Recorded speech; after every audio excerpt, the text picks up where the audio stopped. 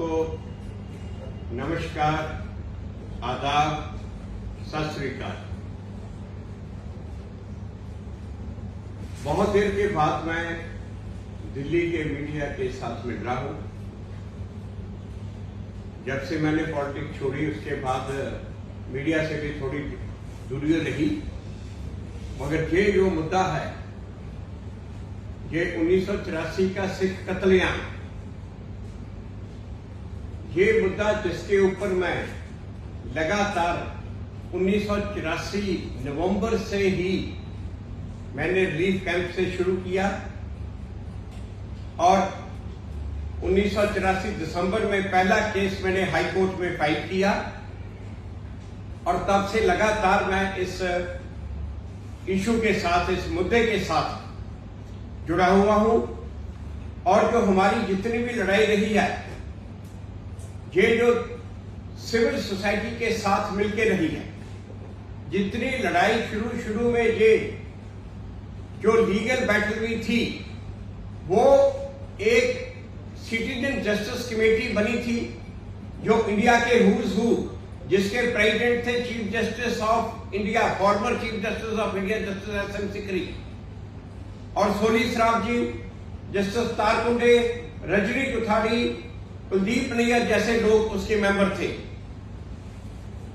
क्योंकि इन सब का ये सोचना था कि ये मुद्दा सिर्फ सिखों का नहीं है, देश के नागरिक मारे गए हैं और देश के नागरिक मारे हैं तो ये हर देशवासी की ये ड्यूटी बनती है कि इतनी बड़ी डेमोक्रेसी में ऐसा ये मैसेकर, ऐसा जीनोसाइड कैसे हो गया।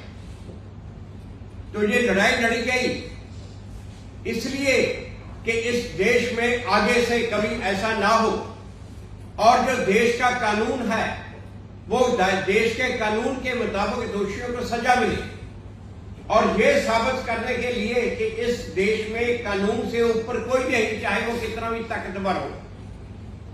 मगर ये इतनी लंबी लड़ाई इतनी लंबी चली गई। अब इसके बहुत से पहलू हैं। एक सबसे बड़ा पहलू जो आज हम बात कर रहे हैं कि 28 ये जो मेन कत्लेआम शुरू हुआ वो 1 नवंबर से शुरू हुआ, सुबह से 1 नवंबर से लेके 3 नवंबर सुबह तक मेन कत्लेआम हुआ। ये 48 घंटे, इन 48 घंटे में 2880 मिनट हैं और इन 2880 मिनट में दिल्ली में, मैं बाहर की बात नहीं कर रहा, दिल्ली में हर एक मिनट में एक सिख को दिल्ली की सड़कों पे शरेआम मारा गया। हर एक मिनट में एक सिख। सरकारी आंकड़ों के मुताबिक 2733 सिखों को दिल्ली में मारा, जबकि हमारी जो लिस्ट थी जो हमने मिश्रा कमिश्नर को 1985 में दी थी, उसके मुताबिक 3800 सिखों को दिल्ली में मारा। मगर अगर आप सरकारी आंकड़े भी ले लो तो दिल्ली की सड़कों पे हर एक मिनट में एक सिख को मारा। और इस तरह से ये प्लानिंग की गई, इस तरह से प्लानिंग की गई कि इतना बड़ा कत्लेआम। दिल्ली एक बहुत ही शांतमय शहर है, ये कोलकाता और मुंबई की तरह जहां एकदम लोग भड़कते नहीं हैं। मगर ऐसे शांत शहर में किस तरह से ये प्लानिंग की गई, कैसे कैसे इसको किया, आज हम इसकी बात करेंगे कि ये किस तरह से किया गया। आज मैं कुछ ऐसे नुक्ते आपके सामने रख रहा हूं जो ये दर्शाएंगे, दिखाएंगे कि जिस तरह से ये कत्लेआम हुआ, जीनोसाइड हुआ, वो प्लानिंग ओवरनाइट हो ही नहीं सकती थी। जैसे ये किया, 31 को सुबह इंदिरा गांधी को के गोली लगी, 31 जो 1 नवंबर सुबह ये कत्लेआम शुरू हुआ और ये 31 रात को ये प्लान हो ही नहीं सकता था, इतना बड़ा ऑपरेशन जिस तरह से हुआ। और जितने बहुत से ऐसे छोटे छोटे एविडेंस, छोटे छोटे फैक्ट हैं जो सारे के सारे पॉइंट करते हैं कि ये जो कत्लेआम की प्लानिंग थी, ये इंदिरा गांधी की गोली लगने से पहले की बनी हुई थी। मतलब कि ये कत्लेआम की प्लानिंग इंदिरा गांधी के लाइफ टाइम में की हुई थी और इंदिरा गांधी की असैसिनेशन के बाद उसको एग्जीक्यूट किया गया, उसको अमल में लाया गया। तो ये जो नुक्ते हैं, आज मैं आपके साथ ये सारे नुक्ते साझे करने वाला हूं। ये जो पहले तो एक के.आर. मलकानी एमपी होते थे, उन्होंने आके नानावती कमीशन के आगे साल 2000 में अपना बयान दिया था। वो कहते 1984 के मिडल में, जुलाई 10 में कहते, मैं उस टाइम के.एल. कौर थे, security adviser to Mrs Gandhi, जो पहले रॉ के चीफ थे।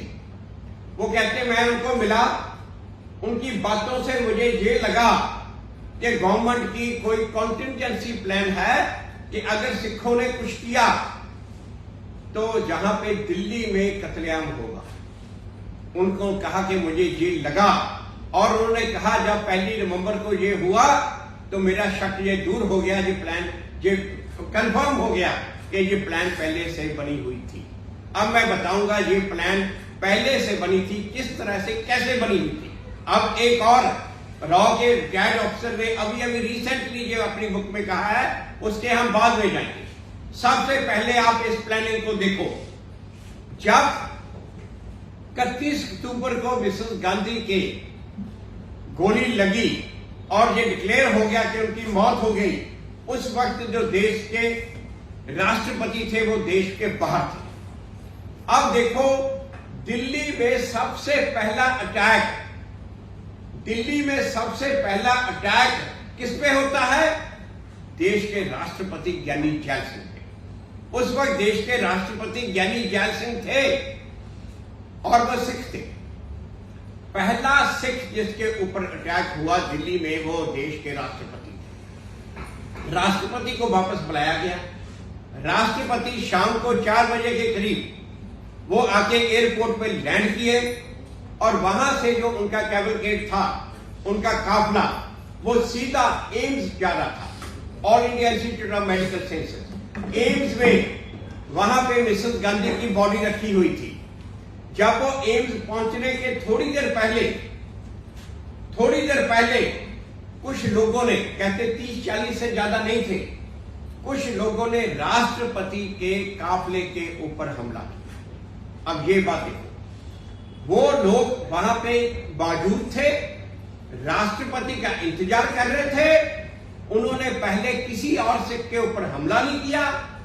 हमारे पास एनफ एविडेंस है कि जो वहां पे भीड़ उस टाइम इकट्ठी थी ऑल इंडिया इंस्टीट्यूट के बाहर, उनमें बहुत से सिख भी थे, क्योंकि दिल्ली के बहुत से कांग्रेसी थे।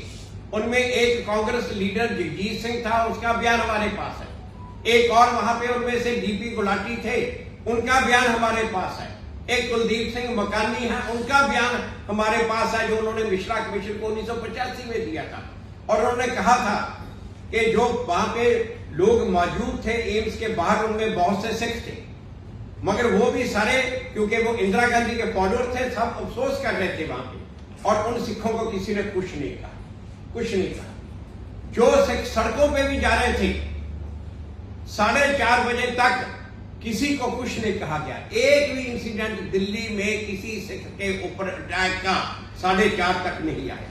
4:30 बजे पहला अटैक जो दिल्ली में किसी सिख के ऊपर हुआ है, वो ज्ञानी जैल सिंह के ऊपर। जब ज्ञानी जैल सिंह के काफले को इन्होंने अटैक किया तो उसके गाड़ी के शीशे तोड़ दिए, राष्ट्रपति की गाड़ी के शीशे तोड़ दिए। ये फोटो मैं आपको दिखाता हूं, ये है राष्ट्रपति की गाड़ी। उसके बाद ये गाड़ी जब एम्स पहुंची तो ये फोटो आपको दे दी जाएगी। इसके ये देखो, इसके ये पीछे वाला शीशा ये टूटा हुआ, ये साइड वाला टूटा हुआ, ये एम्स में गाड़ी खड़ी है। आपको ये फोटो की प्रिंट अभी मुहैया करा दिए जाएंगे, दे दिए जाएंगे। इसके राष्ट्रपति के पीछे उनके प्रेस सेक्रेटरी की गाड़ी थी, तो लोचन सिंह गोवी भी है। तो लोचन सिंह ने बताया कि कमीशन में बयान भी दिया कि उसकी गाड़ी में जलती मसाले फेंकने की कोशिश की गई, मगर उसका ड्राइवर तेज था, वो गाड़ी को घुमा के पीछे से वो प्रेसिडेंट हाउस गाड़ी को ले गया, इससे ऐसे बचे। मगर जो पहला सिख दिल्ली में जिसको चोट लगी, जिसको इंजर किया गया, वो था प्रेसिडेंट का बॉडीगार्ड जो उसको एस्कॉर्ट कर रहा था। ये फोटो है एम्स में, ये खड़ा है जब राष्ट्रपति एम्स में पहुंचा। इसकी कॉपी भी आपको दे दी जाए। ये जो पहला सिख जो इंजर हुआ, वो राष्ट्रपति का ये बॉडीगार्ड जो उसको एस्कॉर्ट कर रहा था, जो पायलट में था, ये था। इसका क्लोजअप, ये फोटो, ये भी आपको अभी इसके प्रिंट आउट आपको दे दिए जाए। और ये इतना कुछ होने के बावजूद इसकी कोई एफआईआर नहीं है। पुलिस वहां बड़ी गिनती में मौजूद थी, पुलिस ने कोई एक्शन नहीं लिया, बिल्कुल कोई एक्शन पुलिस ने नहीं लिया। और पुलिस वहां पे साइलेंट स्पेक्टेटर रही। अब राष्ट्रपति के ऊपर हमला हो रहा है, पुलिस किसी को रोकनी नहीं, तो एक बहुत बड़ा मैसेज जा रहा है कि किसी सिख को छोड़ना नहीं। इस बात से उन्होंने एक बहुत बड़ा मैसेज भेजा राष्ट्रपति को डराया गया। क्योंकि पहले हमारे यहां परंपरा थी कि अगर ऑफिस में किसी प्राइम मिनिस्टर की डेथ होती है तो जो सीनियर मोस्ट मंत्री है उसको इमीडिएटली इंटरिम प्राइम मिनिस्टर की ओथ दी जाए, इमीडिएटली। 2 बार ये पहले हो चुका। जवाहरलाल नेहरू की जब मृत्यु हुई 1964 में, तो इमीडिएटली सीनियर मोस्ट मंत्री थे गुलजारीलाल नंदा, उनको ओथ दी गई। उसके बाद कांग्रेस के एमपी इकट्ठे हुए, कांग्रेस के उन्होंने अपना लीडर इलेक्ट किया लाल बहादुर शास्त्री को, तो लाल बहादुर शास्त्री को उसके बाद प्राइम मिनिस्टर की ओथ दी गई। इसी तरह 1966 में जब लाल बहादुर शास्त्री की डेथ हुई, तब भी जो सीनियर मोस्ट मंत्री थे उसको ओथ दी गई। और उसके बाद एमपीज, कांग्रेस के एमपीज ने इंदिरा गांधी को इलेक्ट किया, तो इंदिरा गांधी बाद में प्रधानमंत्री। मगर इस बार राष्ट्रपति को डराया गया राजीव गांधी को प्रधानमंत्री बनाने के लिए, और जो पहले परंपरा थी वो परंपरा ना फॉलो करने के लिए। राजीव गांधी कैबिनेट में भी नहीं थे, और राजीव गांधी को, ये गांधी फैमिली की प्लान थी, इनको प्रधानमंत्री बनाया जाए। तो राष्ट्रपति के ऊपर अटैक राष्ट्रपति को डराने के लिए था कि राजीव गांधी को प्रधानमंत्री बनाओ, नहीं तो देखो ये ऐसे करेंगे, ऐसे हमें करेंगे। अगर आपके ऊपर अटैक कर सकते हैं तो बाकी सिखों का हम क्या हाल है। राजीव गांधी को प्रधानमंत्री की ओथ दी, उसी शाम को थी। और उस वक्त तक बहुत ही थोड़े से इंसिडेंट दिल्ली में हुए, बहुत थोड़े। पहला इंसिडेंट जो हुआ दिल्ली में, वो तकरीबन 5:15 बजे एक मोटरसाइकिल को आईएनए में जलाया। उसके बाद बसों के में से सिखों को निकालना शुरू कर दिया। उसके बाद यही एम्स से ही 3 मॉब निकले, वो हमारे पास पूरा रिकॉर्ड है उस दिन का। 3 मॉब एम्स में से निकले, एक सफदरजंग निकले की तरफ गया, एक पृथ्वीराज रोड की तरफ आया, और तीसरा mob defence colony, south extension, Khan market की तरफ गया। सिर्फ यही मॉब थी शाम तक। रात को जाके उसके बाद अगर दिल्ली में और कहीं हिंसा नहीं हुई, जाके शाम को सब्जी मंडी में जाके 8 बजे के करीब थोड़ी सी हुई है, वरना वो दिल्ली में कहीं एक और नहीं थी। ये 31 रात को पूरी प्लान के मुताबिक जगह जगह पे इन्होंने उस प्लान के मुताबिक इंस्ट्रक्शन भेजी। उस प्लान के मुताबिक इन्होंने जो मटेरियल था दिल्ली की सभी कॉलोनीज में मटेरियल भेजा, पूरी की पूरी प्लानिंग करके बताई गई। और 1 नवंबर को सुबह जितने भी मॉब, हर कॉलोनी में दिल्ली में मॉब चल रहे थे, 1 नवंबर को सुबह जो मॉब थे उनके पास सिखों के घरों की लिस्ट है। अब सिखों के घरों की लिस्ट ओवरनाइट बनाना या 1-2 दिन में बनाना पॉसिबल नहीं है, क्योंकि सिंह नाम कहते हैं वोटर लिस्ट में सिंह नाम राजपूतों का भी होता है और जाटों का भी होता है। मगर किसी भी सिंह नाम के राजपूत या जाट के घर पे हमला नहीं किया, सिर्फ और सिर्फ सिखों के घरों पे हमला किया। और वो ये जो लिस्टें हैं ये पहले तैयार करके रखी हुई थी। ये लिस्टें 1, 2, 3 दिन में नहीं बन सकती। ये लिस्टें पहले तैयार करके रखी हुई थी और इनको मॉब को सुबह सुबह पहुंचा दिया गया। और इवन यहां तक डॉक्टर मनमोहन सिंह के घर पे शोक विहार 1 नवंबर सुबह मॉब ने जाके हमला किया और उनके पास भी सिखों के घरों की लिस्ट थी। वो तो डॉक्टर मनमोहन सिंह उस टाइम मुंबई में थे, इसलिए ये बच गए। इनका दामाद जो हिंदू है वो घर के बाहर खड़ा हो गया, उसने कहा ये तो घर मेरा है, मगर उन्होंने कहा लिस्ट में तो सिखों का है। ये डॉक्टर मनमोहन सिंह की बेटी ने अपनी किताब में भी लिखा है और टीवी इंटरव्यू में भी ये बातें डॉक्टर मनमोहन सिंह की बेटी ने। ये लिस्टें जो सिखों के घरों की एक बहुत बड़ी इंडिकेशन है जो दिखाती है कि ये प्लान 31 अक्टूबर से पहले थी। दूसरी बात, जहां जहां पे भी मॉब जा रहा था, मॉब के साथ हर सब जगह पे दिल्ली के सब कॉलोनियों में ये था कि मॉब के पास एक पाउडर था जो पाउडर को फेंकने से आग लग जाती थी। और उस पाउडर को जो लोग वो पाउडर फेंक रहे थे, लगा रहे थे, वो भी लोग एक्सपर्ट थे। कोई अनजान आदमी तो उस पाउडर को यूज ही नहीं कर सकता, उस अपने हाथ जला लेगा। तो ये जो पाउडर था, पहली बात तो ये पाउडर अरेंज करके रखा हुआ था। दूसरी बात, लोगों को ट्रेन करके रखा हुआ था कि ये पाउडर कैसे यूज करना है। तो ये और दूसरा बहुत बड़ी इंडिकेशन है, बहुत बड़ा ये एक तरह का एविडेंस है जो दिखाता है कि ये 31 अक्टूबर के पहले की प्लान थी, ये 1-2 दिन में बनी हुई प्लान नहीं थी। तीसरी बात, जहां जहां पे भी मॉब गया, जितनी कॉलोनी में मॉब गया, तो उन्होंने किसी सिख को पहले हमला नहीं किया। आमतौर पे जब मॉब जाता है तो किसी आइसोलेटेड सिख को, 1 को, 2 को देख के, जहां पे भी कहीं पे हो, आप नॉर्मली देखो हिंसा होती है, 1 को देखा, 2 को देखा, इकट्ठे उनको हमला करने लगे, या अकेले घर पे हमला करने लगे। मगर नहीं, सारी दिल्ली में हर कॉलोनी में पैटर्न फॉलो किया गया। सबसे पहला हमला गुरुद्वारे पे। अब जो आम लोग इकट्ठे हुए, गुरुद्वारे में जाने से डरेंगे, गुरुद्वारे में जाने से डरेंगे कि गुरुद्वारे में सिख मौजूद है, कृपाने हैं, उनके पास क्या रहे। सबसे पहले कोई गुरुद्वारे जाने का हौसला नहीं करेगा। मगर हर मॉब के साथ पुलिस थी, पुलिस साथ उनके सब जगह पे पहले गुरुद्वारे पे अटैक हुआ, क्योंकि सिख इकट्ठे ना हो गए। सब जगह पे पहले सारी दिल्ली में गुरुद्वारे के ऊपर अटैक हुआ, जो एक प्लानिंग के मुताबिक पूरी सोची समझी साजिश के तहत ही हुआ। और तीसरी बात, सारी दिल्ली में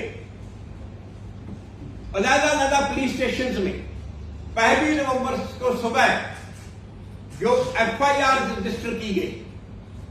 अब FIR जो कल्याणपुरी में हो रही है, जो सुल्तानपुरी में हो रही है, जो दिल्ली कैंट में हो रही है, सब FIR की सिमिलर वर्डिंग है, जो पहले से ही डिसाइड किया हुआ था किस तरह की करनी है, कि कैसे करना है, ताकि ये जो कत्लेआम करने वाले लोग हैं उनको कैसे बचाया जाए। क्योंकि FIR क्रिमिनल लॉ में बेसिक चीज होती है, इन लोगों को कत्लेआम करने वालों को कैसे बचाया जाए, पहले से ही वो इंडिकेशन थी। सारी दिल्ली में सिमिलर FIR, ये पहले से प्लानिंग थी। आगे वाली बात, पुलिस कंट्रोल रूम और फायर ब्रिगेड 31 अक्टूबर को सिखों की जो कॉल्स थी, कंप्लेंट थी कि सिखों के ऊपर अटैक हो रहा था, उसको रिकॉर्ड कर रही थी। हमने ये जो इन्फॉर्मेशन ली है कि दिल्ली में सिर्फ 3 मॉब थे, यही मॉब 3 डायरेक्शन को गया, वो फायर ब्रिगेड के रिकॉर्ड से ली थी। जहां चौथा मॉब दिल्ली में वो था, वो सब्जी मंडी, ये फायर ब्रिगेड के रिकॉर्ड से हमें पूरी की पूरी मूवमेंट जहां की मिली। मगर 1 नवंबर के बाद फायर ब्रिगेड का रिकॉर्ड खाली। जो सिखों के ऊपर अटैक की खबरें पुलिस कंट्रोल रूम में नोटिस थी, ये 31 अक्टूबर को जो ये अटैक हुए, इसी मॉब ने ये एम्स के आसपास किए, वहां थे। और 1 नवंबर के बाद कंट्रोल रूम का रिकॉर्ड खाली, कहीं पे भी किसी सिख के ऊपर अटैक की रिपोर्ट लॉन्च नहीं। अगर ये हिंसा की रिकॉर्ड कहीं पर रिपोर्ट लॉन्च है, वो पुलिस कंट्रोल रूम ने लॉन्च की। अगर किसी ने कहा कि यहां पे सिख अपने घर में बैठा अपने आप को डिफेंड कर,